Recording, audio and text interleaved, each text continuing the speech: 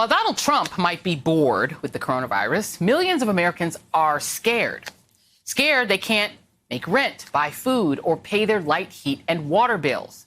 On the campaign trail, Trump is more focused on his reelection. Lock them up. You should lock them up. Lock up the Bidens. Lock up Hillary. What you're doing in Michigan has been amazing. Now, you got to get your governor to open up your state. Lock them all up. The campaign strategy seems to be to call Biden a criminal. Why is that? He is a criminal. And you're a criminal in the media for not reporting it.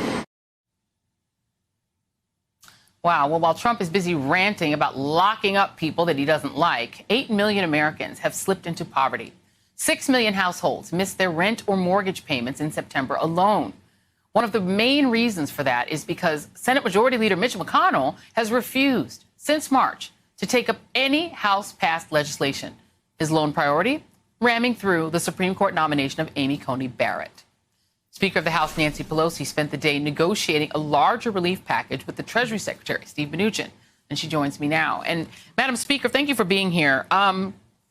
This dichotomy between what Donald Trump is doing, you know, threatening to sort of go full Mobutu and try to lock up anybody he doesn't like politically, and dancing around on stage as if COVID doesn't exist and, you know, goofing around and you know, pretending that he's just sort of at summer camp.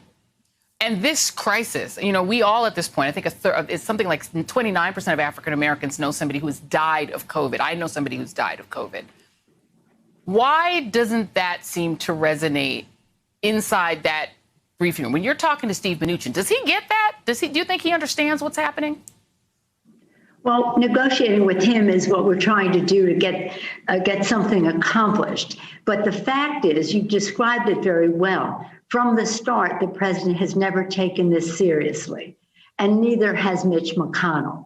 I don't know if you saw him in the debate the other night when he was asked, what is he doing to help with this, with the resolution of this challenge, the COVID-19 and the economic, he laughed.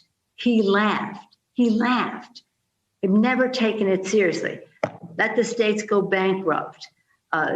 Let's take a pause. The president from the hoax.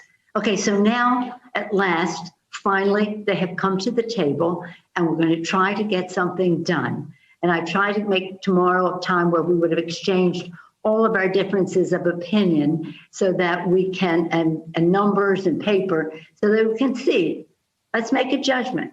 We may not like this, we may not like that, but let's see on balance if we can go forward. Every time we think we're close, then they have a setback. So we'll see what tomorrow will bring. But it is really sad because 8 million people infected, 200, nearly 20,000 people dead. Much of that could have been prevented. But if we don't solve the problem, which is the virus, we're all going to continue to be dealing with the consequences of it, which are attacking the lives, the livelihood, and the life of our democracy. Hey there, I'm Chris Hayes from MSNBC. Thanks for watching MSNBC on YouTube. If you want to keep up to date with the videos we're putting out, you can click subscribe just below me or click over on this list to see lots of other great videos.